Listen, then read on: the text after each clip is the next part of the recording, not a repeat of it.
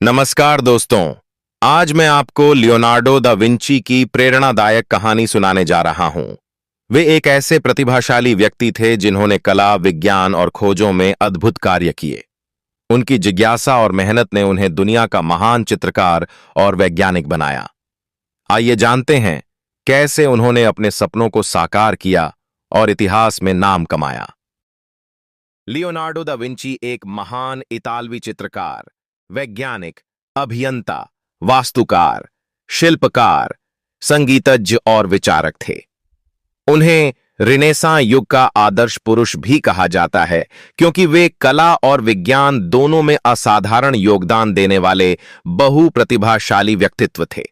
उनका जन्म 15 अप्रैल 1452 को इटली के विंची नामक गांव में हुआ था।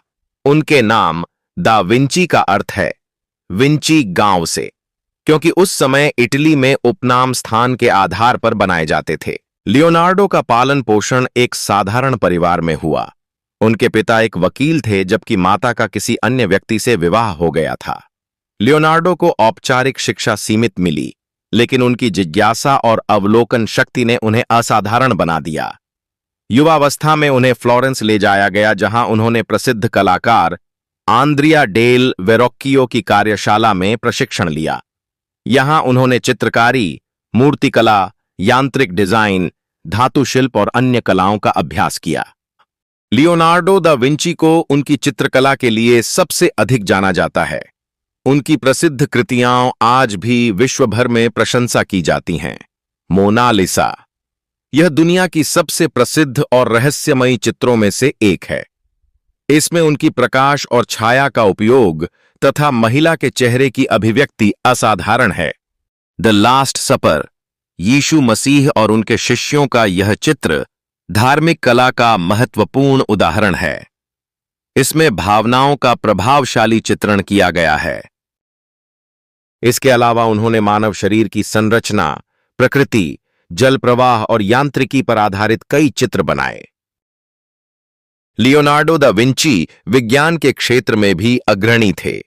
उन्होंने शरीर रचना का अध्ययन करने के लिए शव विच्छेदन किया और मानव हड्डियों, मांसपेशियों, हृदय, फेफड़ों आदि का विस्तृत चित्र बनाया। उनकी नोटबुक्स में हवाई जहाज, जलयान, टैंक, पुल और यांत्रिक उपकरणों के डिजाइन मिलते हैं। हालांकि उनके कई विचार उनके जीवन काल में व्यावहारिक नहीं बन सके, परंतु बाद की पीढ़ियों के लिए प्रेरणा बने। वे एक उत्कृष्ट कलाकार थे, परंतु उतने ही अच्छे वैज्ञानिक भी। वे बाएं हाथ से लिखते थे और मिरर राइटिंग, दर्पण की तरह उल्टा लिखना का उपयोग करते थे। वे प्रकृति का गहरा अध्ययन करते थे, पक्षियों की उड़ान, जल का प्रवाह, पौधों की संरचना आदि।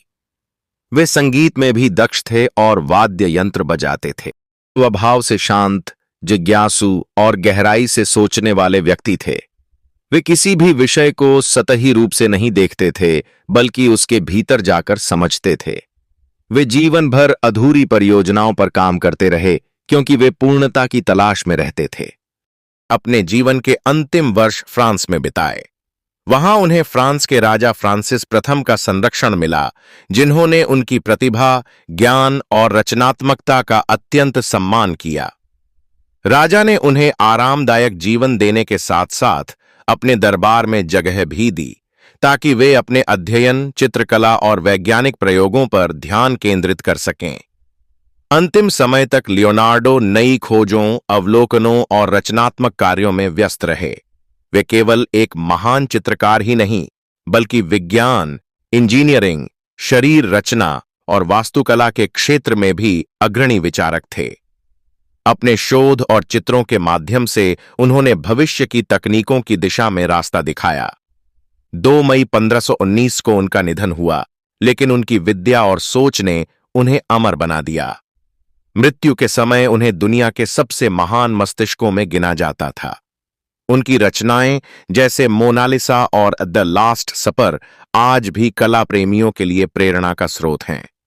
साथ ही उनके वैज्ञानिक अध्ययन आधुनिक शोधकर्ताओं और इंजीनियरों के लिए मार्गदर्शक बने। लियोनार्डो का योगदान आज भी हमें जिज्ञासा, धैर्य, परिश्रम और सृजनात्मकता की सीख देता है। उनका जीवन यह बताता है कि ज्ञान और कल्पना मिलकर दुनिया बदल सकते हैं। फॉर वॉचिंग वीडियो को लाइक एंड चैनल को सब्सक्राइब करना ना भूले।